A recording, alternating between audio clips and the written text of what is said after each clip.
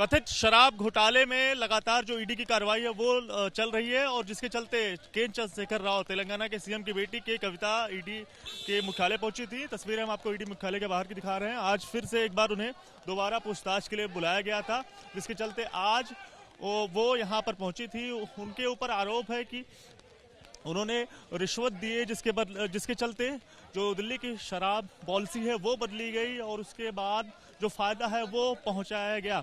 और आज अगर ईडी की कार्रवाई की बात करें तो आज ईडी ने जो आरोपी है अरुण पिल्लई और के कविता, इन दोनों को आमने सामने बैठाकर जो पूछताछ है वो की, क्योंकि जब बीते रोज जब के कविता और अरुण पिल्लई से अलग अलग जब पूछताछ की गई थी तब दोनों के बयान जो दर्ज किए थे उन दोनों बयानों में काफी ज्यादा विरोधाभास देखने को मिला था, जिसके चलते आज एक बार फिर से ईडी ने जो के कविता है तेलंगाना के सीएम की बेटी, उन्हें आज फिर से एक बार पूछताछ के लिए बुलाया गया था।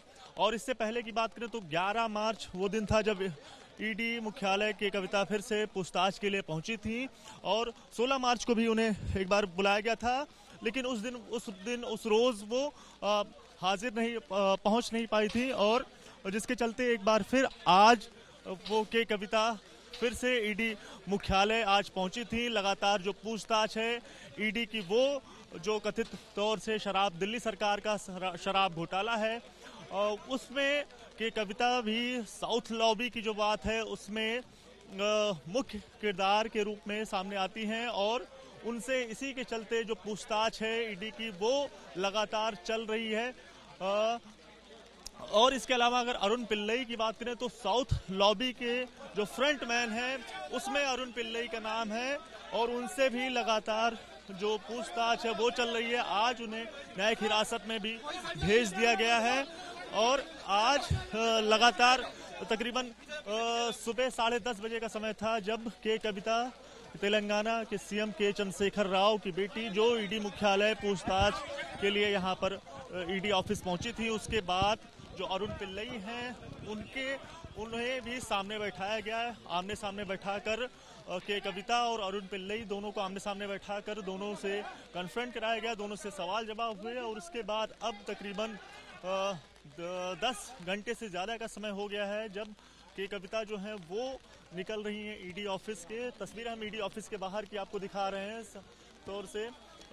ये दिल्ली पुलिस की गाड़ी, इसके पीछे वाली जो गाड़ी की बात करें उसमें जो के कविता है वो बैठी हुई हैं और बगल में भी आपको दिखाना चाहेंगे किस तरह से भारी सुरक्षा व्यवस्था भी है। दिल्ली पुलिस के काफ़ी सारे लोग हैं और इसके अलावा जो बीआरएस के कार्यकर्ता हैं वो भी साफ तौर से नजर आएंगे। जो बीआरएस के कार्यकर्ता हैं वो भी यहाँ पर पहुंचे हुए थे। इसके अलावा जो के कविता है वो अब ईडी ऑफिस के बाहर से निकल रही हैं। जो दिल्ली पुलिस के तमाम जो जवान हैं वो ईडी ऑफिस के बाहर ही मौजूद हैं। इसी तरह देख सकते हैं सामने साफ तौर से तस्वीरें आपको के कविता की दिखाना चाहूँगा।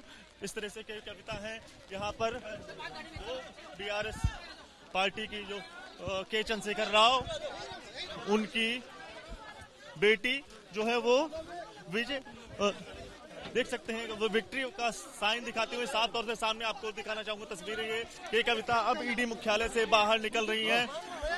देख सकते हैं दिल्ली पुलिस और बीआरएस के तमाम जो समर्थक है वो नजर आ रहे हैं साफ तौर से। के कविता लगातार 10 घंटे के ज्यादा के समय वक्त था जब के कविता जो यहाँ पर ईडी ऑफिस पहुंची थी और लगातार इनसे कथित तौर से जो शराब घोटाला है उसमें पूछताछ चल रही थी और जिसके चलते आज एक बार फिर उन्हें ईडी ऑफिस बुलाया गया था और 10 घंटे से ज़्यादा जो पूछताछ है वो चली है और उसके बाद अब के कविता यहाँ से ईडी ऑफिस से निकल रही हैं। सीधे तस्वीरें आपको दिखाना चाहेंगे ईडी ऑफिस के बाहर की ये तस्वीरें हैं और यहाँ पर बीआरएस के जो समर्थक है कार्यकर्ता हैं वो भी नजर आए रहे होंगे।